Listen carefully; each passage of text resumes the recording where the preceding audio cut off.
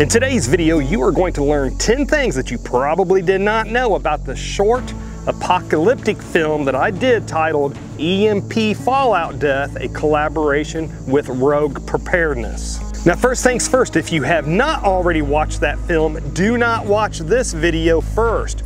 Please go to the pinned comment or down below to watch that video first. That way you don't get the spoilers with this video. But if you have already watched that apocalyptic short film, then let's jump into this. So number one, if you hadn't already figured out when you watched the video, the bad guy that was in the video ended up not being a bad guy after all. What he ended up actually being was a poor, unfortunate soul that was just trying to find the actual bad guys that had killed his family, and then he had a unfortunate run-in with our main character in the film. And really quick, if you had a favorite scene in that film, then comment down below with what your favorite scene was and why it was your favorite scene. And then if you didn't like the film and you didn't have a favorite scene, then just go ahead and still comment down below telling me that the film stunk and that I'm a horrible actor. But let's go on. So number two, the movie was supposed to take place near the area of Bloodland, Missouri, and Bloodland, Missouri was actually a town that used to exist a couple of decades ago, but it was actually destroyed so that a military base could be built there, and supposedly Bloodland, Missouri is haunted to this day.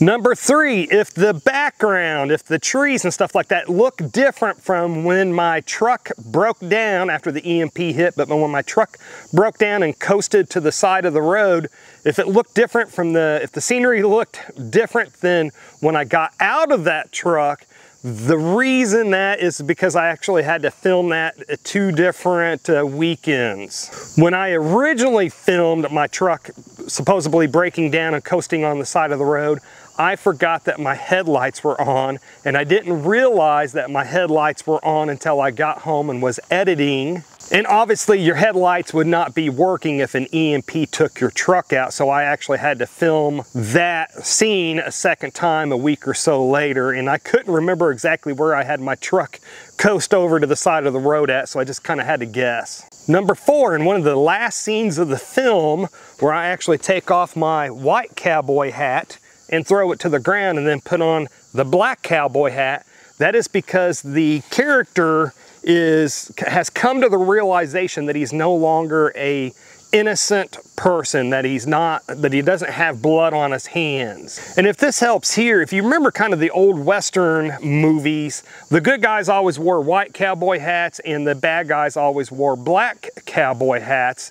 And so the white cowboy hat kind of represents being the good guy, the black cowboy hat represents being the bad guy. So in the movie, after he shoots that innocent guy, mistaking that innocent guy as a marauder, but once he shoots and kills that guy that was just trying to find who killed his family, again, he realizes he's no longer completely innocent and that he has blood on his hands.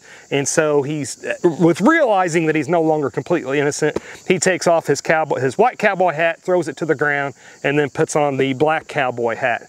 Now, I want to hear honestly from you folks. In the movie where he takes off his white cowboy hat and throws it to the ground, how many people saw the fake but realistic looking fake rubber snake that was on the ground right next to where the hat landed on the ground at? Comment down below if you did see it or if you didn't see it. That was kind of a little bit of an Easter egg that I put into the short film. Number five, we were using what's called a shotgun mic to originally start the filming of that short film, and halfway through our filming, the batteries died in that shotgun mic. So I had to switch from using that shotgun mic to wearing this wearable lapel mic. So that's why in that movie, sometimes you will see nothing on my shirt, and then suddenly you might see where this mic appears, and that's because we had to refilm some of the scenes after we realized it had no audio, again, because the batteries had died in the shotgun mic.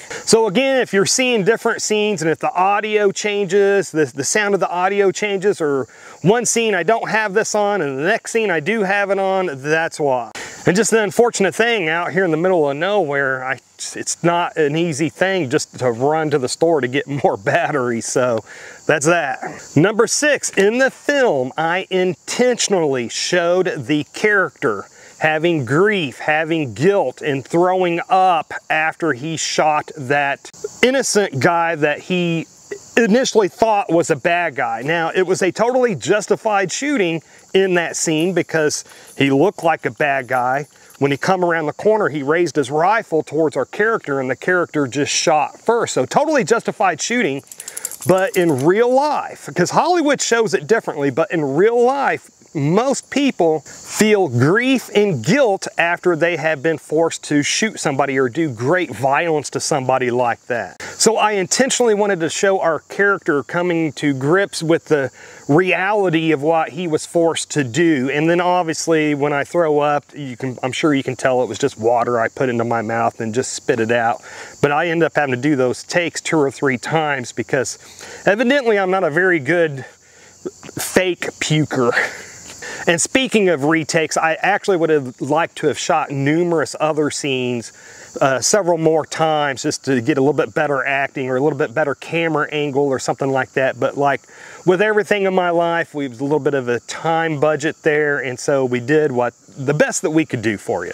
Number 7, I play both the good guy and the bad guy in the film, and that's because I don't have a Hollywood budget and I don't have actors to hire actors and stuff like that. And so if the good guy and the bad guy look like the same person, then that's why, because I had to play both of them. Number 8, my wife actually was the camera person for most of the short film, and God love her for doing it, because if I would have had to have played both the good guy and the bad guy and set up the camera for all those different angles and scenes and stuff like that, it would have taken me days and days to actually got that short little 12-minute film filmed. So give a big thank you to my wife down in the comment sections, telling her thank you, because she is only charging me an ice cream sundae for her filming almost all day long. Again, it took us almost all day long to film that. And I don't know if you can hear this or not, but I've got a wild turkey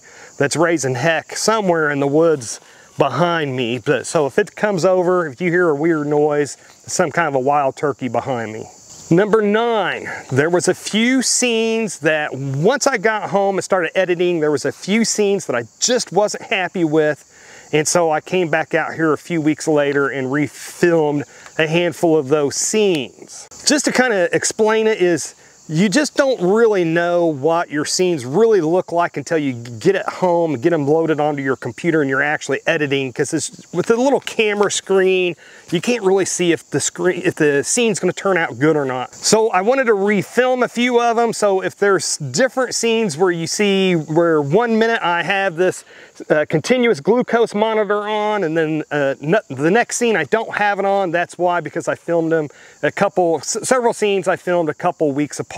Now, I do not have type 2 diabetes, but I do wear this because this tells me how food does affect my blood sugar levels. And so this allows me to make sure I eat only foods that keeps my blood sugar at 140 or below. What this does is this keeps me from developing type 2 diabetes, because type 2 runs really strong in my family. Number 10, again, me and my wife spent most of a full day filming that short film, and so we have our little pup that you'll see from time to time in the video, and he absolutely loves coming out here to this rural property with us because he has all these acres of woods to run and smell and play in and stuff like that. But unfortunately, when we were filming those scenes, we actually had to tether him up by our cabin because he would be getting into our scenes, or like when I was playing the bad guy and laying down and dying, he would jump on top of me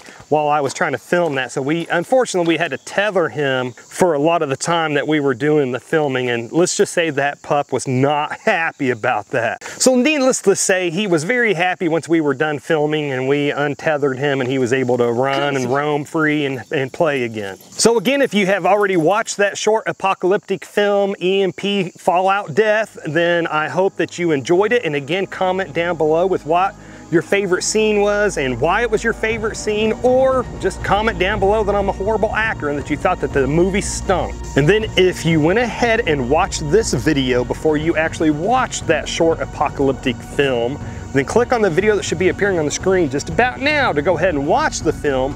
Or if you've already watched it, go ahead and click on it a second time just to watch it a second time, because it'll help the algorithm. All right, folks, this is enough internet for me today. I do actually want to get back up to my family. We're enjoying the weekend out here as a family. But folks, if you made it this far, hey, thank you very much for watching. And I pray that you have a good night.